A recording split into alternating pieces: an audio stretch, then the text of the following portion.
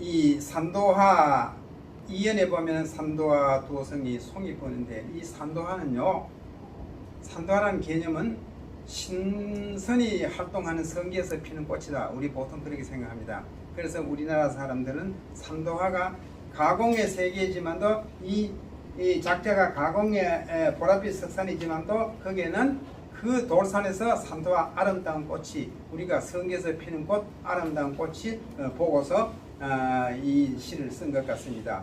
이 산도화는요, 중국 진나라의 그 도연명이라는 시인이 있습니다. 그분은 그 시에다가 무릉도원이라는 시를 썼는데 별천지란 이런 뭐 하여튼 유명한 시 같습니다. 잘 제가 읽어보지는 않았지만도 도연명이라는 그런 시인이 무릉도원을 써서 중국에서는 굉장히 알아주는 시인이다 이렇게 생각합니다. 도영에서는 말한 것 같이 이상향에서 피는 동산에서 피는 그런 꽃이 아닌가 이렇게 생각을 합니다.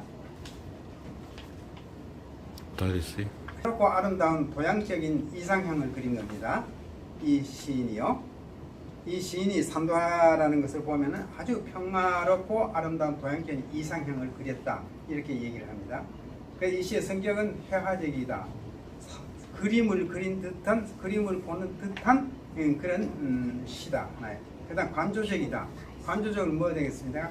고요한 마음으로 사물이나 혹은 그 어떤 그것을 관찰하는 거죠. 사물을 깊이 관찰해서 진리를 캐내는 것 이런 걸 관조적이라 그러고, 그다음 신미적이다 이렇게 얘기를 할 수 있습니다.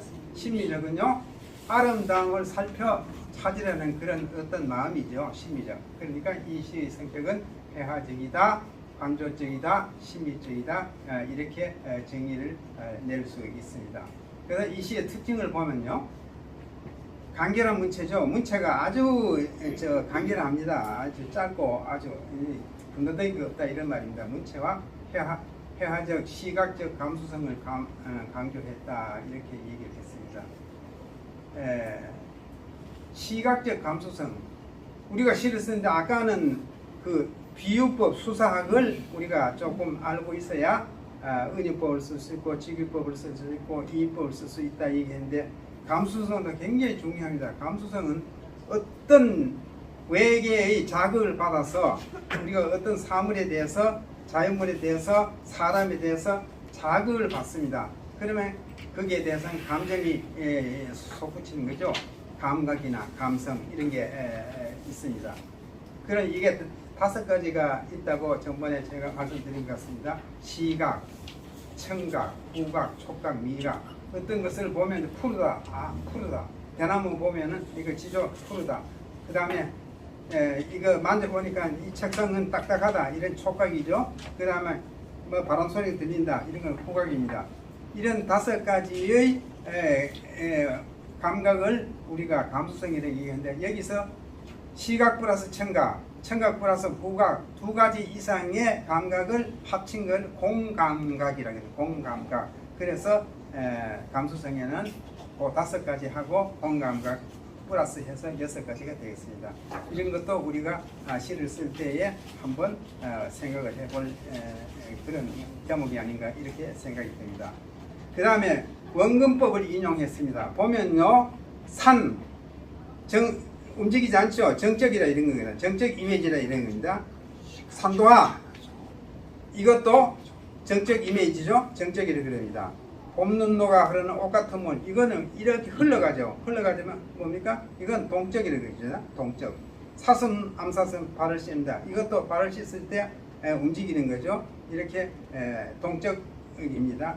그럼 이것은 원근법이라는 카메라 줌할 때 이렇게 당겼다, 뭐 이렇게 밀었다 하면 그 풍경이 앞으로 오고 뒤로 가고 그렇죠. 그거 아마 비슷한 원리가 아닌가 생각합니다. 시도 산도화, 물, 사슴 이 4가지가 하나의 정적인 상태에서 동적으로 전환된 이미지는 약동하는 봄날의 생명력을 창출한다 이렇게 얘기를 했습니다. 봄날의 생명력을 창출한다 이렇게 얘기를 할 수 있겠습니다. 그 다음 구강산은 아까 말씀드렸습니다. 탈속적 분위기다. 화자의 가상적 공간으로서 탈속적 분위기라고 아까 말씀드렸습니다. 그다음 보랏빛 석산 이것도요. 왜 보랏빛 석산으로 이렇게 얘기를 했을까요? 한번 풀어보면요.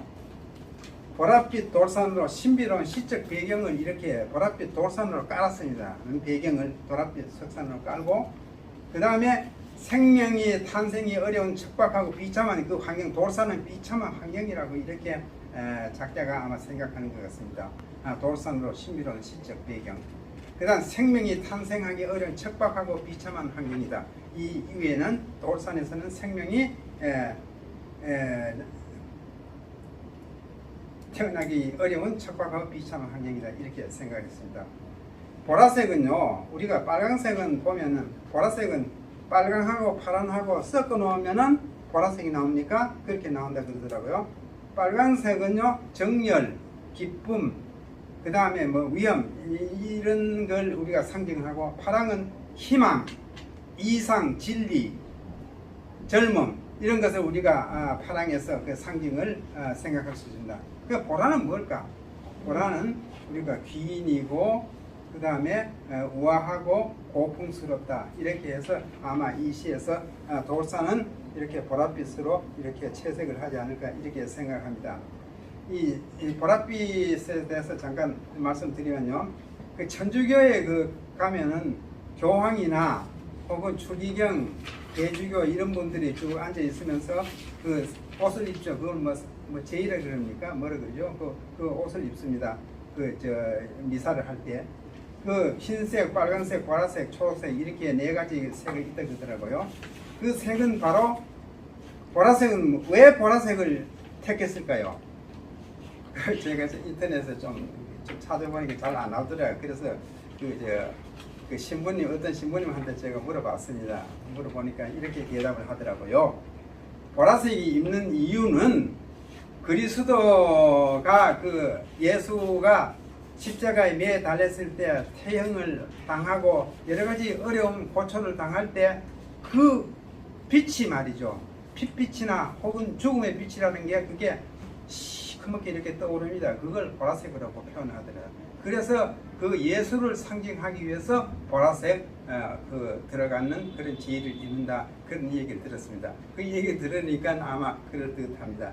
여기서 이 시에서는 보라색이라는 건 아까 얘기했다시피 우아하고 이런 돌산을 우아한 것으로 채색을 하기 위해서 아마 그렇게 보랏빛을 썼지 않을까 이렇게 생각이 듭니다. 그 다음에 두어성이 송이 버는데 이렇게 얘기를 했습니다. 산도와 두어성이 송이 버는데 이연이죠. 이거 뭐를 의미할까요? 아까 얘기했다시피 그 운율을 운율의 고저, 반복 이렇게 하면서 시의 효과를 더 높인다 이렇게 해서 아마 그렇게 쓴 것 같고요.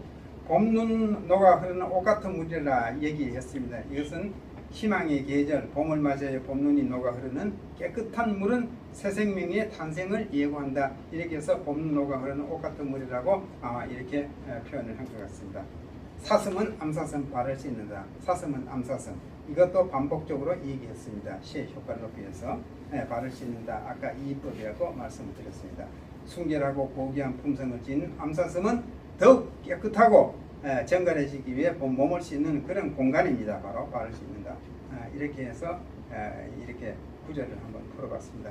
총체적으로 이 시를 한번 감상해 보면요, 제 나름대로 써봤습니다. 간결한 언어의 구사와 신비적인 이미지를 형상화하여 원초적인 인간의 이상향을 갈구하면서 구강산, 산도화, 암사선 등의 탈속적인 소재를 통해 자연의 순수함과 봄날의 생동감을 떠올리게 하는 이런 작품이다. 이렇게 제가 써봤습니다.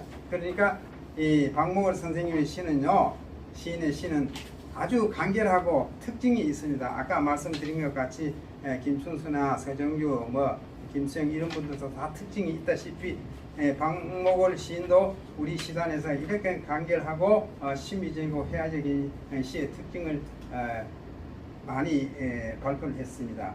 대표적인 시 한두 줄을 볼까요? 청로르라는 시가 있죠.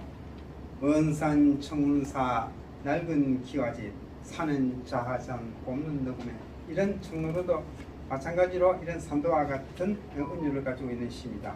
나그네라는 시가 또 있습니다. 강나루 건너서 밀밭길을 구름에 달가듯이 가는 나그네. 이런 나그네의 시도 여러분들 많이 접해봤을 줄 압니다. 또 윤사월이라는 시가 있습니다. 송악가로 날리는 외딴 봉우리 윤사월 해길다 개꼬리 울면 이런 시가 있죠. 굉장히 그 똑같은 패턴으로 이미지만 틀리고 운율이 약간 틀리는 겁니다. 그냥 달이라는 또 시가 또 유명한 시가 있습니다. 이 도하까지 그 복숭아까지죠. 도하까지 반쯤 가리고 달이 가네.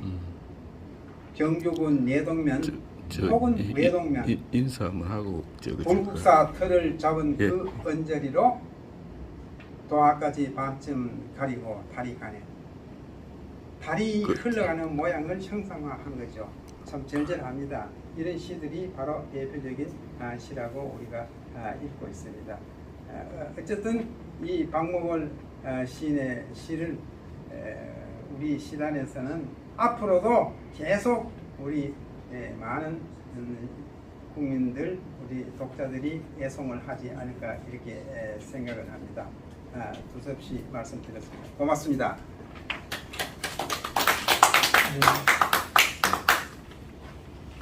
찍으시려다고.